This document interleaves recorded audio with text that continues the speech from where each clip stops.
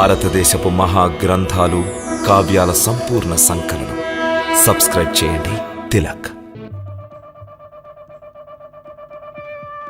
ఏమైనది? దేని కొరక నాదము? త్రిలోక విజేత లంకేశ్వరులకు జయం. వేగులు సమాచారం తీసుకొచ్చారు మహారాజా. ఏమా సమాచారము? మహారాజా, సీతాపతి రాముడు, అతని సోదరుడు లక్ష్మణుడు, కిష్కింధ మహారాజు, సుగ్రీవుడు పెద్ద వానర సైన్యముతో సముద్రపు ఆవలి తీరమునకు వచ్చి ఉన్నారు.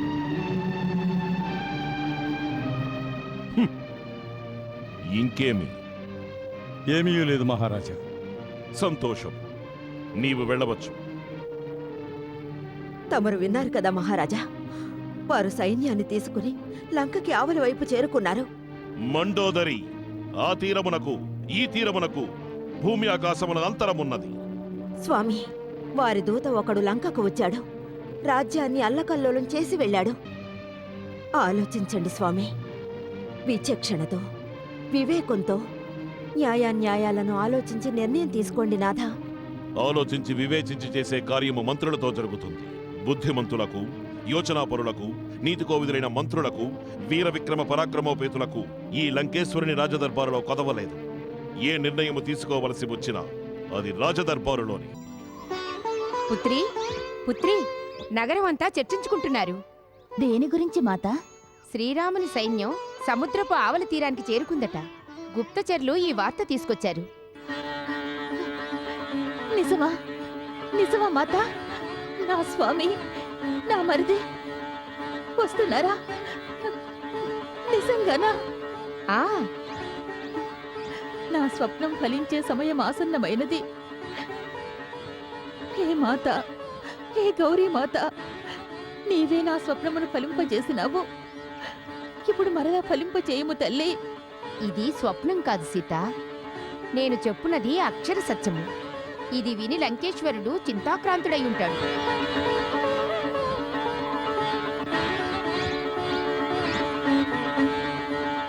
యువరాజు ఇంద్రజిత్, అనుజా విభీషణ, సేనాపతి అకంపన, ప్రహస్త, మహాపార్శ్వ, దుర్ముఖ మరియు మంత్రిమండలి సదస్యులారా, మీరందరూ వినే ఉంటారు.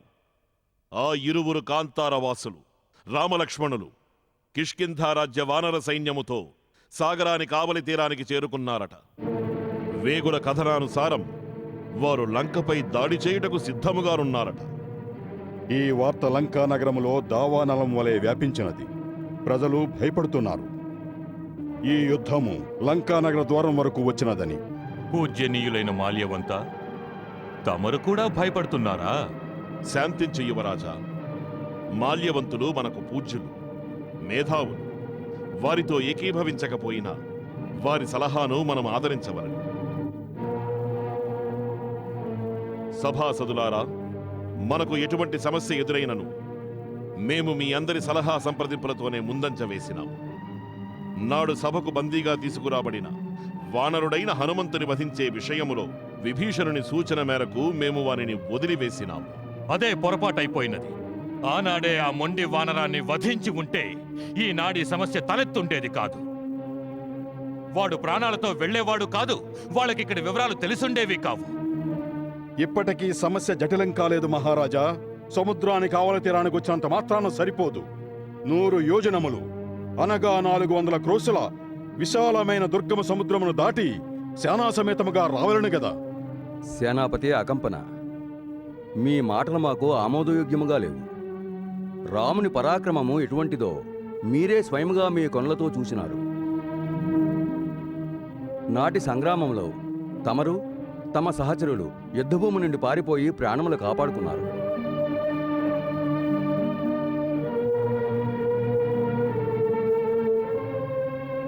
మహారాజా, మనము ఒక విషయం మరువరాదు.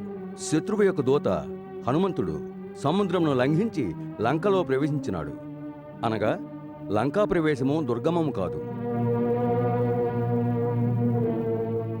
ఆ ఒంటరి వానరుడు లంకను దహించి వేసినాడు. మహాపరాక్రమవంతులైన మన వీరులందరూ నగరాన్ని రక్షించలేక చూస్తూ ఉండిపోయారు.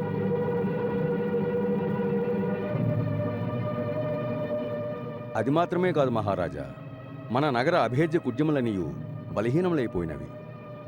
నీవే తెలుపుము విభీషణ, మేము ఏమి చేయవలను? మహావీర లంకేశ్వర, శ్రీరామచంద్రునితో విభీషణ, శత్రువుని నామమును గౌరవముతో సంబోధింపకము. క్షమించండి లంకేశ్వర. నా అభిప్రాయం, రామునితో వైరము మనమే స్వయంగా పెంచుకున్నాం. ఎటువంటి పరిస్థితిలోనూ ముందుగా వారు మనపై దాడి చేయలేదు. తొలుత మన సోదరి శూర్పణకే వారి చెంతకు వెళ్లి రెచ్చగొట్టింది. ఖరదూషణులు అనాలోచితముగా అహంకార మదముతో వారితో శత్రుత్వాన్ని పెంచుకున్నారు. అన్నిటినీ మించి అవినీతిపూర్వకమైన కార్యము చేసినది తమరే.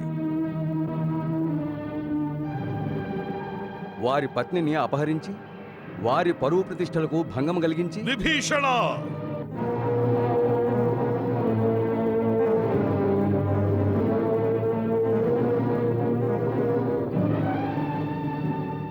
అవును మహారాజా, మనమే తప్పు చేశాం. మనమే మన తప్పుని సరిదిద్దుకుని సీతాదేవిని ఆదరపూర్వకంగా తన పతి చెంతకు చేరిస్తే మంచిది.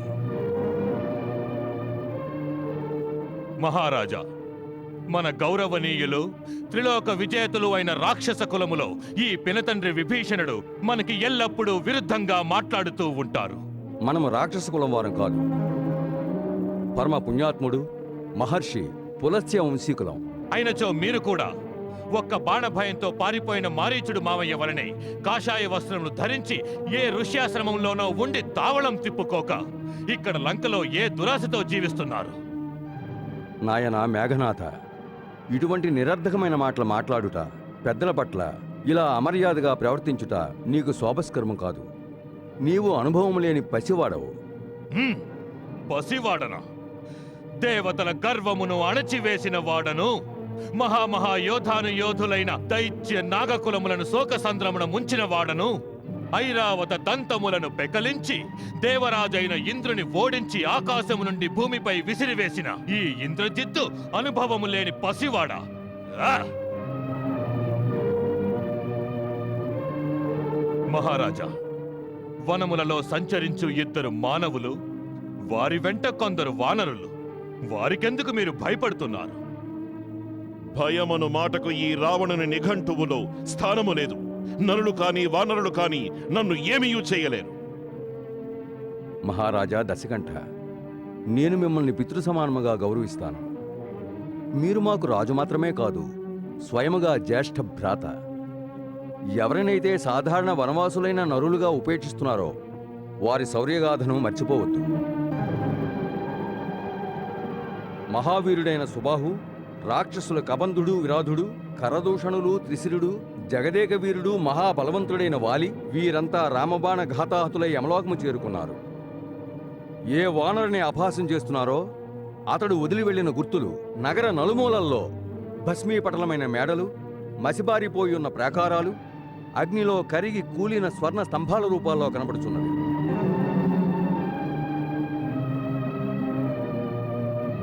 రాజా, నేను మన సమస్త విశ్వావస వంశ హితము కోరి మాట్లాడుతున్నాను. హితము కోరి మాట్లాడుతున్నారా, లేక పిరికి మందు నూరిపోస్తున్నారా? నేను ధర్మము నీతి మార్గాలను గుర్తు చేస్తున్నాను ఇంద్రజిత్ కుమారా. తప్పుడు సలహాలతో పదభ్రష్టులను చేయగల ముఖస్థుతి చేసే మంత్రుల పట్ల అప్రమత్తముగా ఉండవాలని సూచిస్తున్నాను.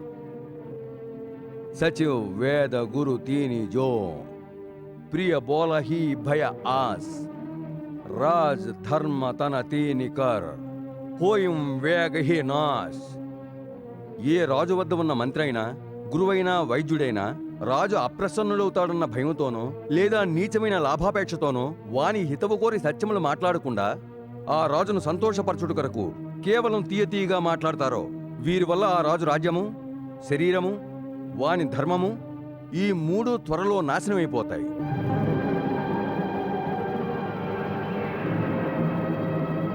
మహారాజా లంకేశ్వర, నా గౌరవనీయులైన భ్రాత, అప్పుడప్పుడు కామక్రోధములు ఉత్తేజములైన ఆవేశములో దుర్మతి మనుష్యుల్ని స్త్రీ వ్యామోహంలో పడవేస్తుంది. కానీ వారు తమ తప్పును తెలుసుకుని సరిదిద్దుకోవడంలోనే వివేకమున్నది.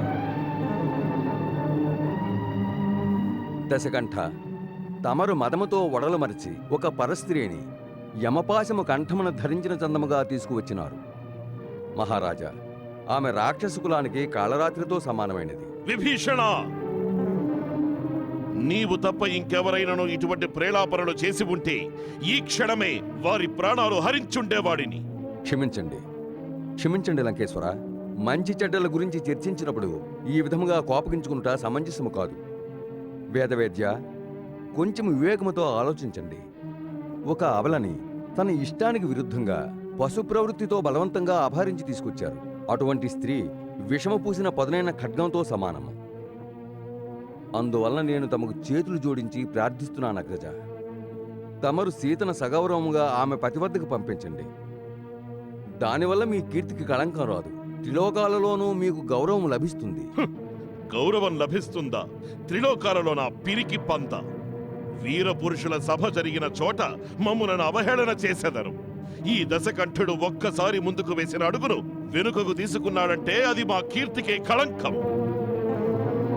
కానీ నీతి శక్తిహీనులైన పురుషులు ఎవరికి వారు అల్లుకున్న సాలెగూడు వంటిది.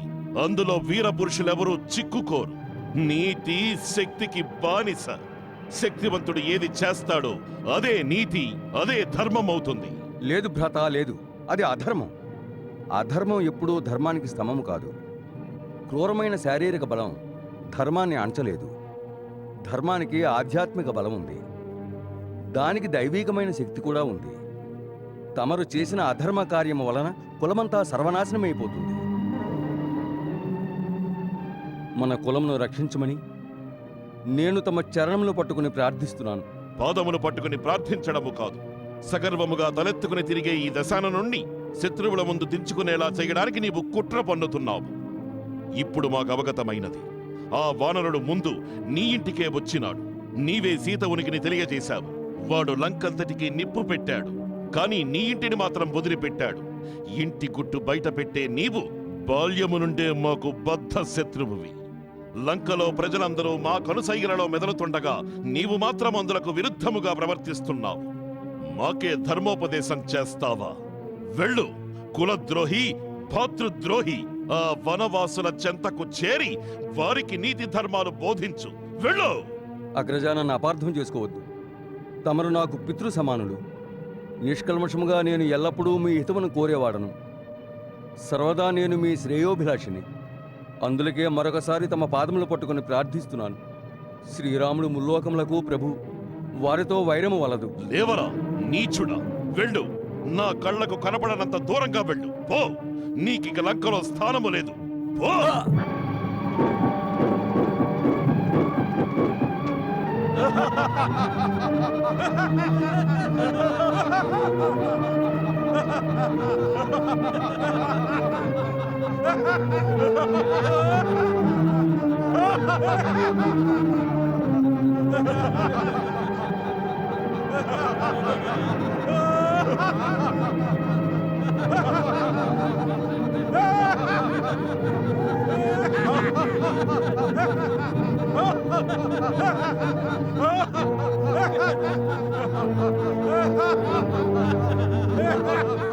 పరిహసిస్తున్నారా?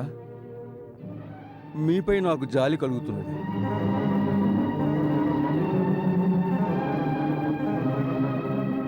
మీ శరములపై అదృశ్యముగా తిరుగుతున్న మృత్యుదేవతను చూస్తున్నాను.